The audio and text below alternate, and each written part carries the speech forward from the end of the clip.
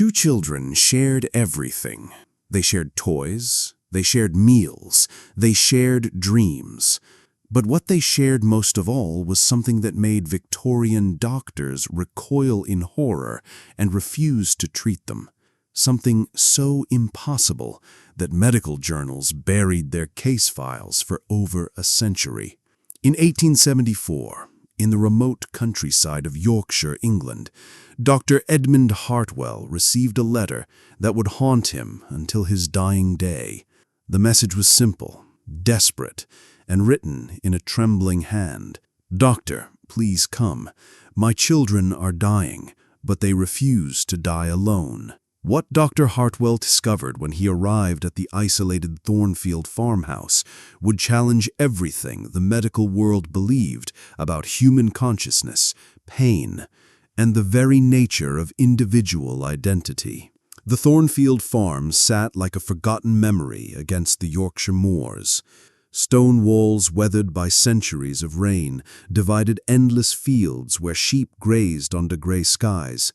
It was here that Thomas and Margaret Whittemore lived with their twin children, Sarah and Samuel, aged 12. The Whittemore family had lived in isolation for good reason. Their children were what polite society called peculiar, though the truth was far more disturbing than mere social awkwardness. Dr. Hartwell's journal, discovered in 1987 in the basement of a demolished Yorkshire hospital, reveals his first encounter with the Whittemore twins. His handwriting, normally precise and controlled, becomes erratic as he describes what he witnessed. "I arrived at sunset.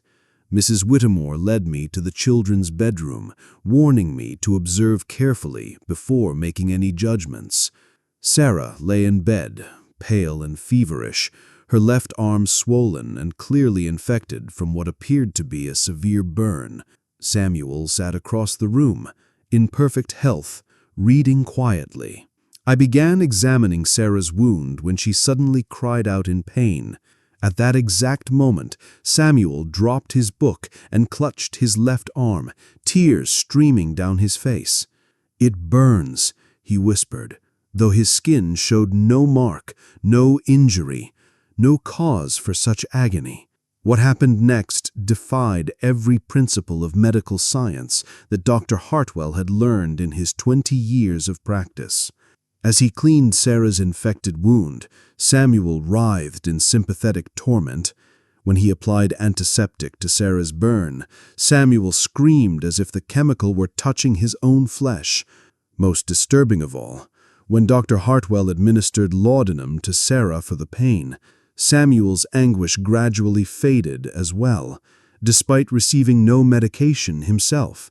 "I have witnessed many strange ailments in my career, but nothing prepared me for children who appeared to share not just blood, but sensation itself." The Whittemore parents had lived with this mystery for 12 years.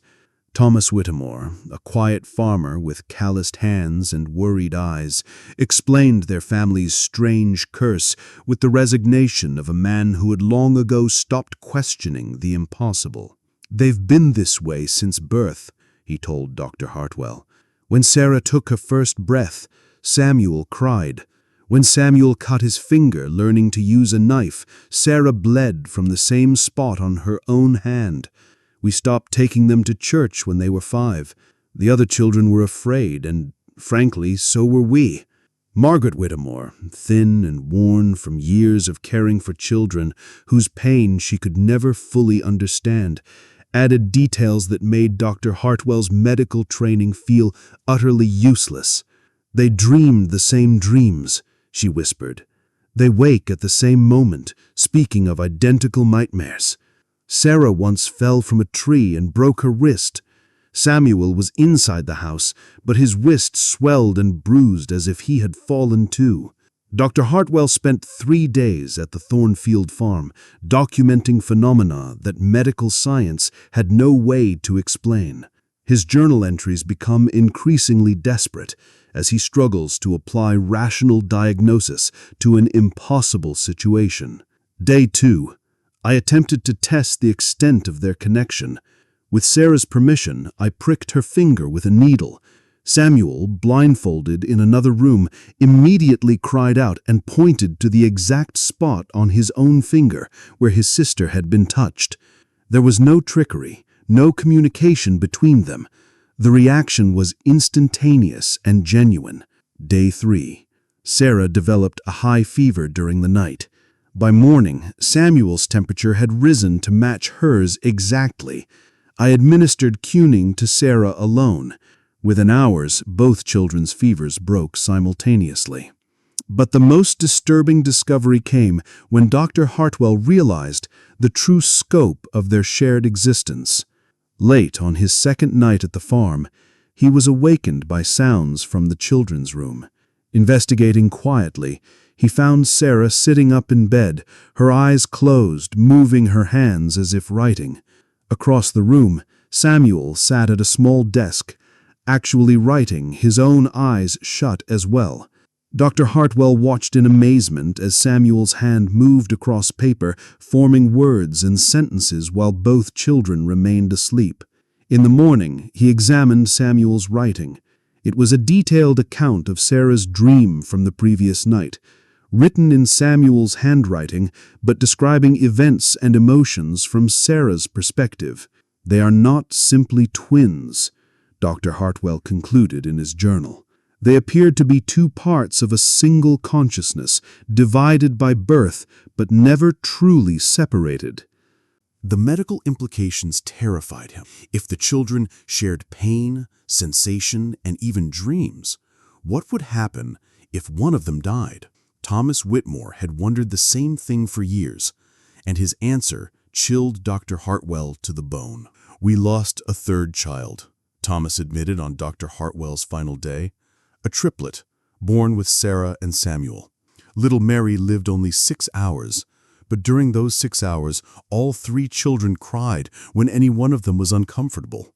All 3 slept when any one of them was peaceful. When Mary died, Sarah and Samuel screamed for 3 days straight, as if part of them was dying too." This revelation sent Dr. Hartwell back to London with more questions than answers.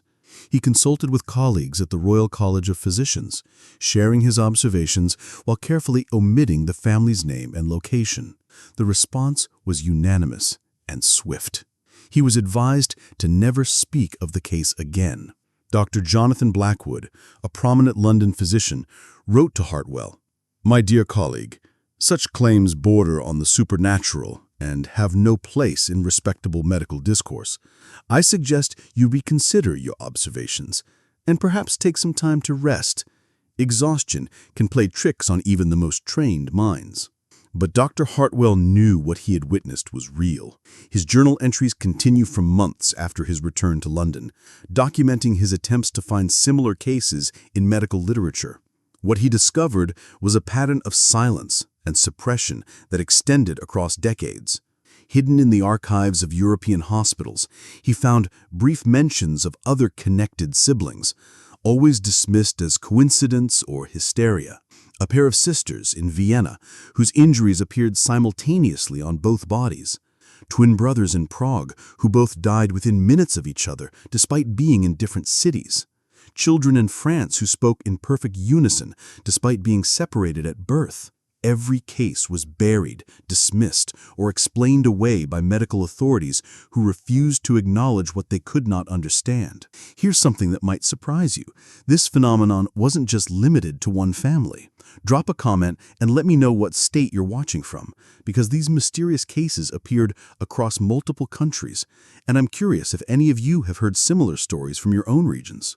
Dr. Hartwell's investigation led him to a disturbing conclusion. The medical establishment was actively suppressing evidence of these cases because they challenged fundamental beliefs about human consciousness and individual identity. In 1875, Dr. Hartwell received one final letter from Yorkshire. Margaret Whitmore wrote to inform him that Sarah had died suddenly from pneumonia. The letter was brief, but its implications were devastating. Samuel followed his sister 3 hours later. He showed no symptoms of illness, no signs of distress. He simply said, "Sarah is calling me," closed his eyes, and never opened them again. We found them holding hands across their separate beds, though neither had moved during the night. Dr. Hartwell never published his findings. His journal, sealed in a trunk and forgotten for over a century, remained the only record of the Whitmore twins until its accidental discovery during a hospital renovation. Modern medical science has terms for some of what Dr. Hartwell observed. Psychosomatic illness can explain how emotional distress manifests as physical symptoms. Twin telepathy, though unproven, has been reported by countless families.